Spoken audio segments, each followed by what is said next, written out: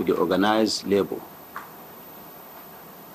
This is a heartfelt and deeply considered appeal to the labor unions to continue along the path of negotiation with the federal, state governments, and the organized private sector under the auspices of the tripartite committee that has been established by government to fashion out a new, realistic minimum wage for the people of Nigeria.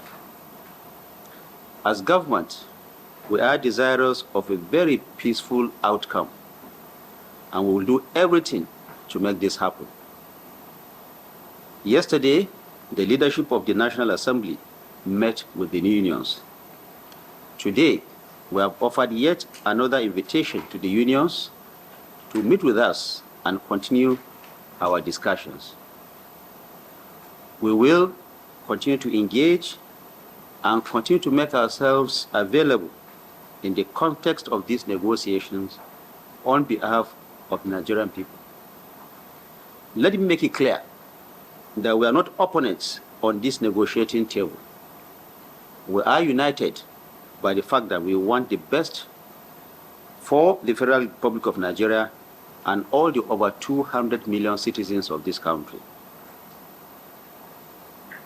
We have a responsibility to strike a measured and realistic balance in this effort to arrive at a new minimum wage for Nigeria. Let us remind ourselves, however, of these very fundamental facts. The minimum wage is not only for the public sector workers. It will be binding on the private sector as well. This reality must be factored into all negotiations we enter into.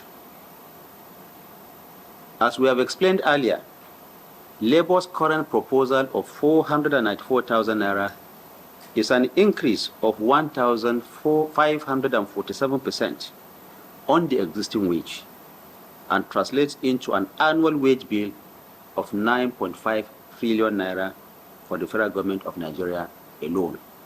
This, of course, does not include the subnationals and the organized private sector. This is apart from its cost implication to other sectors as well, as I've mentioned earlier. The federal government, under the leadership of President Bola Ahmed Tinubu, has put in place several measures that we have outlined severally. The new ones being the National Consumer Credit Scheme and the Nigerian Education Loan Fund. These are additional significant demonstration of determination to bring relief to the people of Nigeria. We want the labor unions to understand that the relief that Nigerians are expecting and that they fully deserve will not only come in the form of increased wages. It will also come as efforts to reduce the cost of living and to ensure that more money stays in the pockets of Nigerians. President Bola Ahmed Tinubu is firmly committed in doing what is right, reasonable, and sustainable. The tripartite agreement is still there. It has not been disbanded. Indeed, it is Labour that actually stepped out of that meeting. We are appealing to them to come back. Whatever appeal they have can still be made during those meetings. You know that the tripartite committee has three parts, as the name suggests. The government side has the federal government, the subnationals, meaning the state governments and local governments, the organized labor, Nigerian Labour Congress, Trade Union Congress, and their affiliates. And then we have the organized private sector, made up of NASIMA, NECA, and all the rest. So, two of them are already moving in some direction. It is Labour that has stepped out of this agreement. We are appealing to Labour to come back to the negotiating table. Once that is done, we believe that an amicable solution can be found. Government has not closed its doors on anything. What government has offered is its own position, realistic position. If Labour feels that that is still not okay, there's still an opportunity for them to come back to the negotiating table and talk to the other two parts of the committee. And then we believe that we are all Nigerians, And like the Honorable Minister here said, an amicable solution is available for all of us. We need to seize it. We need to take it. Strike is not the only way out. Now, the other part of your question regarding what the AGF has said. The AGF has given what the federal government position is.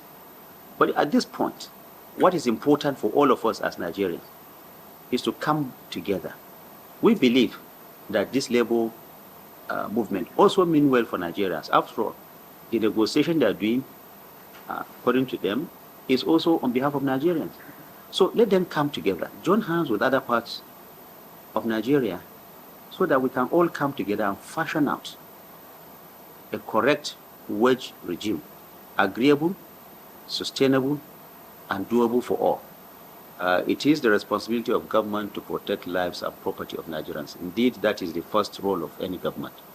But let me also say that in the spirit of reconciliation, because we also want to forge ahead, we want everyone to come back to the negotiating table. Our emphasis is not on that now. Our emphasis is to appeal to labor, get them back to the table so that we can find a solution to the impasse. We don't want to go to who is wrong or who is right at this point. The position of government is that let labor come back to the negotiating table. We'll find an amicable solution. But I agree with you that federal government has a responsibility to protect lives and property and to ensure that every citizen has the right to free movement, to work, and to every other entitlement as enshrined in our Constitution. But the emphasis now is to come together so that we can resolve the impasse.